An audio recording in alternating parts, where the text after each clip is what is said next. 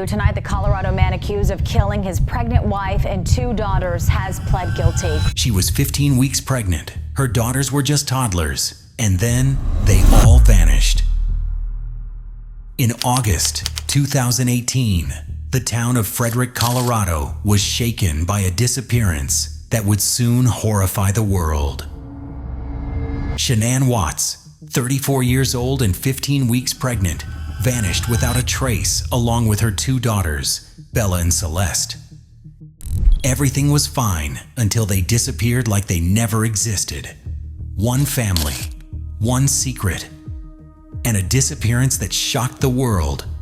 Her husband, Chris Watts, even went on TV, asking for their safe return. I need everybody back here. I need everybody safe. But while he spoke calmly to the cameras, police body cams were already picking up on details that didn't add up. A calm husband on camera, yet his mask was slipping off. His story was starting to fall apart, revealing something far darker behind his words. My name's Nicole, and I'm calling because I'm concerned about a friend of mine. I dropped her off at her house at 2 in the morning last night, and I haven't been able to get a hold of her this morning. I've gone to her house, and her car's there. She won't answer phone calls. She won't answer text messages. What's her name? Shanann Watts. Everything began on August 13th, 2018, when a close friend, Nicole Atkinson, reported the 34-year-old mother, Shanann, and her girls missing when Shanann skipped a prenatal appointment. Shanann had been on a business trip with her friend Nicole, who tried to contact her once they had reached back. Calls and texts went unanswered, and Nicole, who knew Shanann's routines well, sensed immediately that something was wrong. She drove to the Watts home in Frederick, Colorado, and after knocking with no reply, she phoned the police to request a welfare check. What's going on? So my friend, we were out of town for a business trip this weekend. Right. And I dropped her off at 2 o'clock this morning. She's 15 weeks pregnant. She wasn't feeling well, and she had a doctor's appointment this morning at 9, and I told her to let me know if she needed me to take her. She's got 2 little girls, and she was very distraught over the weekend, wasn't eating normally or drinking, and we kept trying to force it on her because she's pregnant. Her husband and her supposedly are separating, but she didn't know this. She thought they were just having issues. He disclosed that to me today. Okay. Because I called him and I was like, have you talked or heard from Shanann since she left for work this morning? Because I can't get a hold of her. I've called, I've texted. Her car's in the garage. Her shoes she wears every single day are by the front door. She only has one vehicle? No, they only have the one vehicle and his work truck. Okay, that's what I'm asking. When police got to the Watts home in Frederick, Colorado, Chris let them in without hesitation. He acted calm, even suggesting that his wife and daughters might have just gone to a friend's place. But once officers looked around, the scene told a different story. Something wasn't right. Scott, how you doing? How's it going? So this is the only vehicle she would have? Only one that, yeah. She would drive? Okay.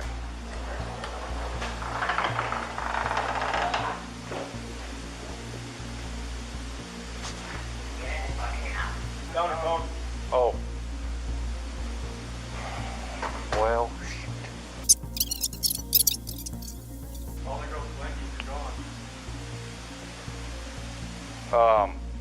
Their blanket they sleep with, they don't leave anywhere without them. good. What?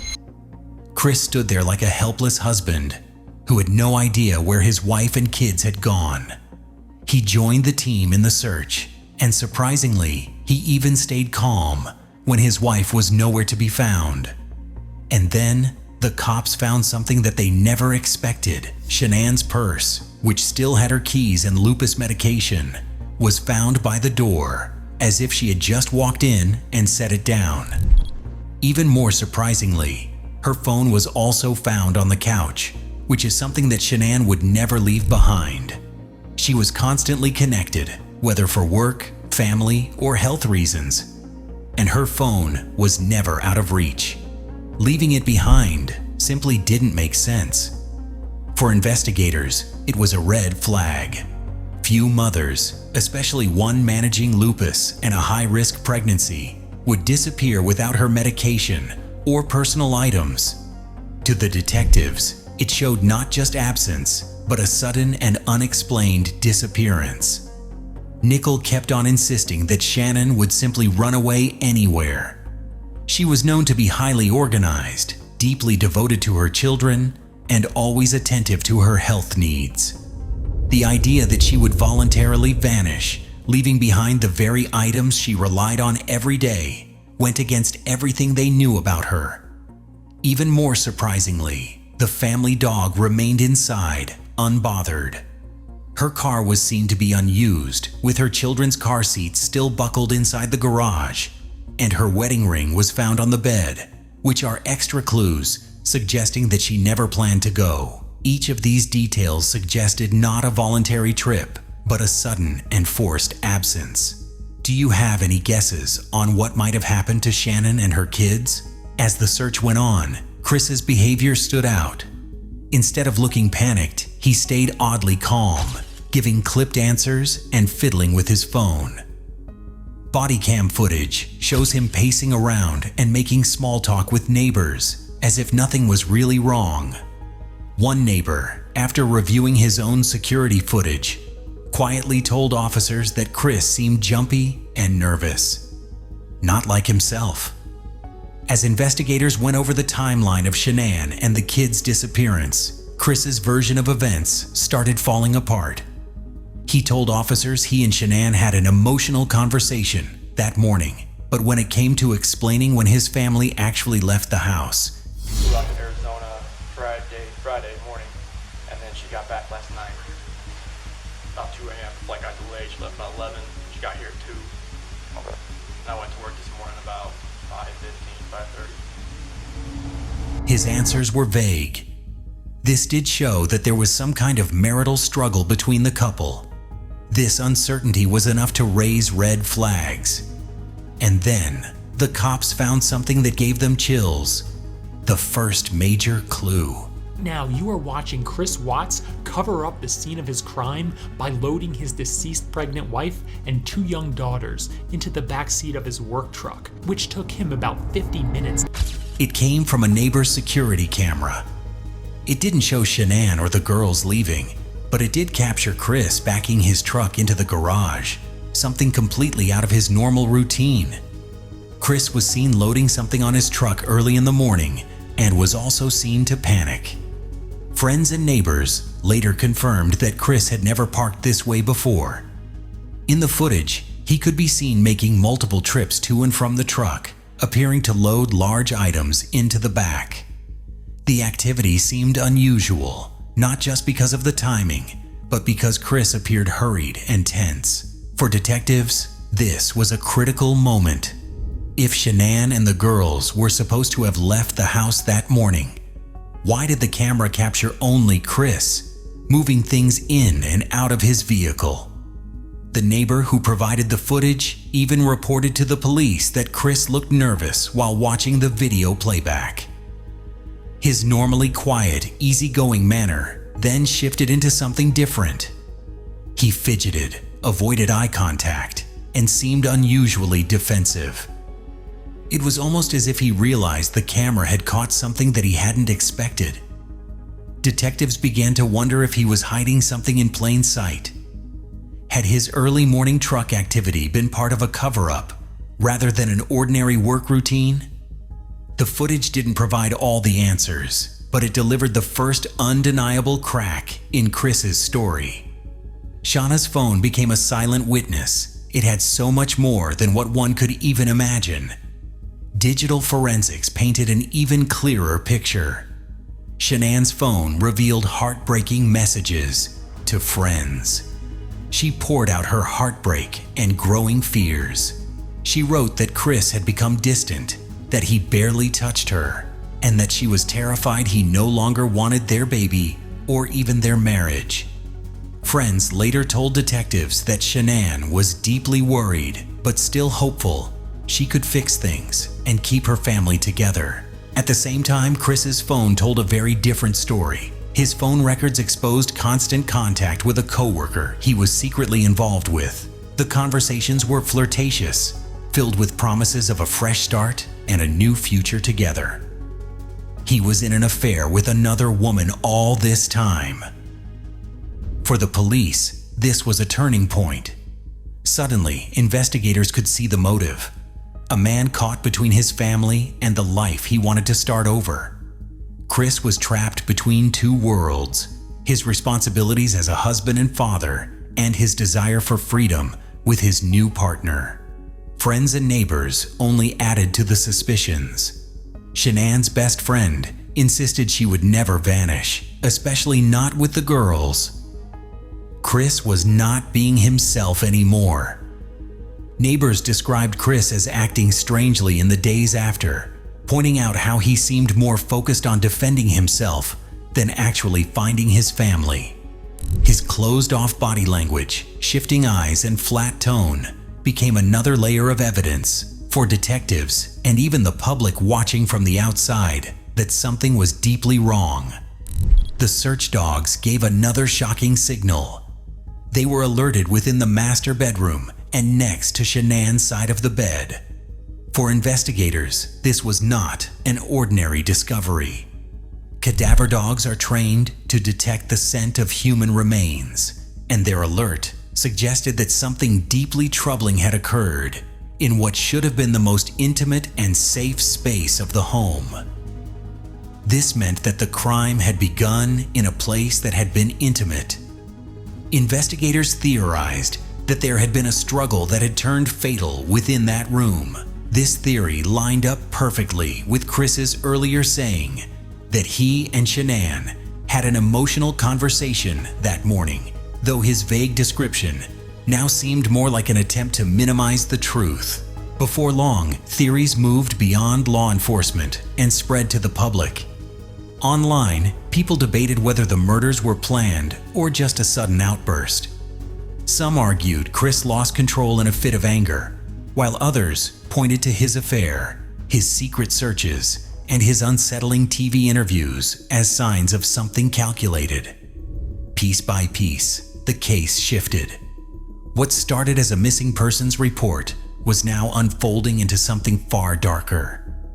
Every clue, every inconsistency, and every theory kept circling back to one chilling possibility. Chris Watts wasn't telling the truth about what happened inside that house. As suspicions grew, investigators decided it was time to push Chris Watts harder.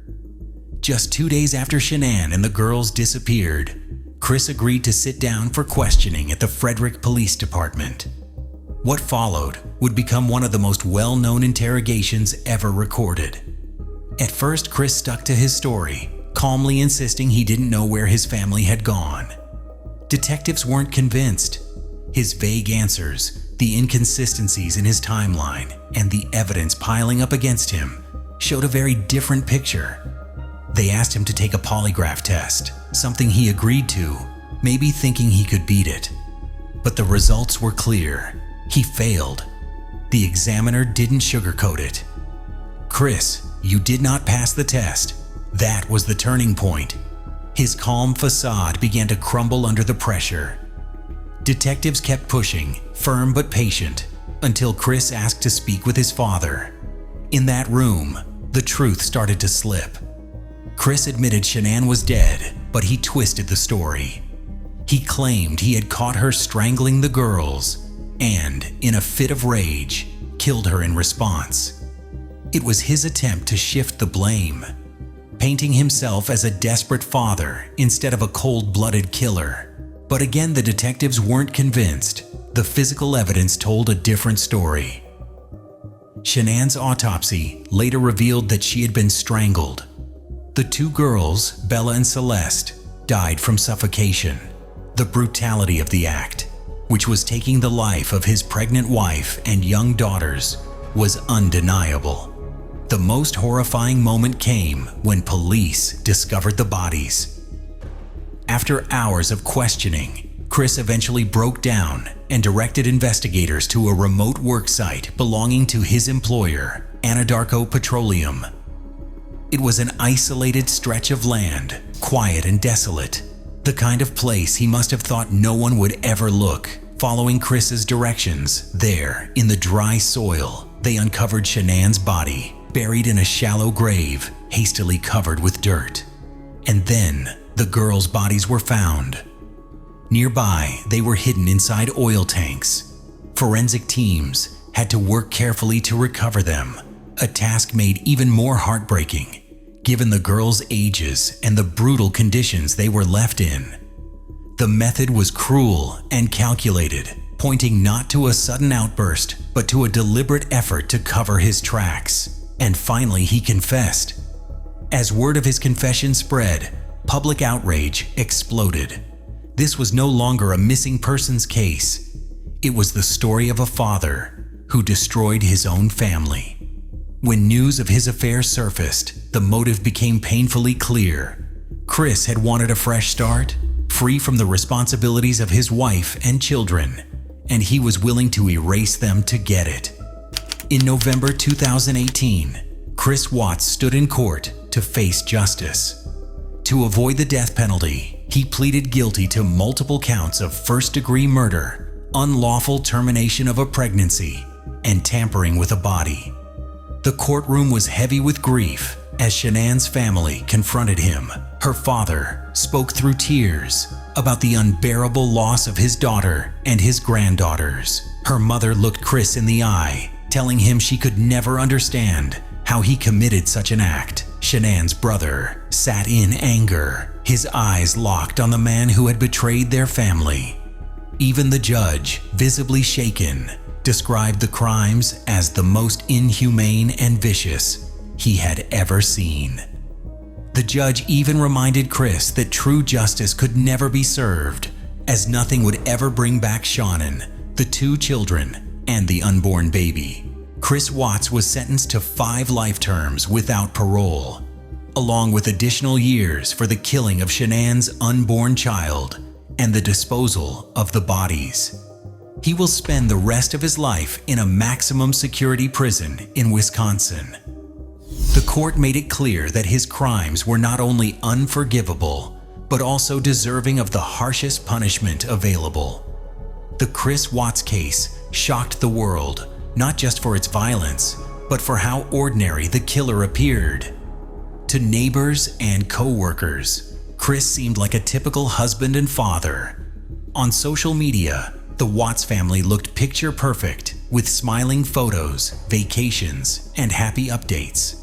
But behind that polished image was a reality far more disturbing, one that would destroy everything. Shanann Watts was more than just a victim. She was a loving mother, a devoted wife, and a woman excited about her future. Only weeks before her death, she had joyfully shared news of her pregnancy with friends and family. Bella and Celeste, just 4 and 3 years old, were innocent children whose lives were stolen far too soon. Even their unborn brother, Nico, never had the chance to take his first breath. The loss was immeasurable, not only for Shanann's family, but for everyone who watched this tragedy unfold. What makes the case especially haunting is the deception that followed. Chris stood in front of TV cameras, pleading for his family's safe return, all while knowing exactly what he had done. Police body cam footage captured his flat tone and suspicious behavior from the very beginning. And as his story shifted from outright denial to half-truths to finally admitting guilt, the sense of betrayal only deepened. People still ask, why? Why would a man kill the very people who loved him most? His affair offered a motive, but it seems too small for the enormity of his crimes. Some point to narcissism, lack of empathy, or hidden rage. But in the end, no explanation truly answers how a father could look into his daughter's eyes and take their lives. The Watts case is a reminder that evil doesn't always wear a frightening face. Sometimes it hides behind normalcy, a friendly smile, a calm voice, or a staged Facebook post. It confronts an unsettling truth. We may never fully know the people closest to us. Chris Watts will spend the rest of his life in prison. But that brings little peace to Shanann's family, who continue to live with the emptiness of their loss. Still, their strength endures. Shanann's parents keep her memory alive. speaking out to ensure that her story and the lives of Bella, Celeste, and Nico are never forgotten. Netflix's American Murder. The family next door captures this case using raw, first-hand footage, taking viewers inside one of the most disturbing family tragedies in recent history. And so, the story of Chris Watts lingers, a reminder that sometimes the most dangerous monsters look just like the rest of us. Justice may have been served, but the true cost of this crime will echo for generations.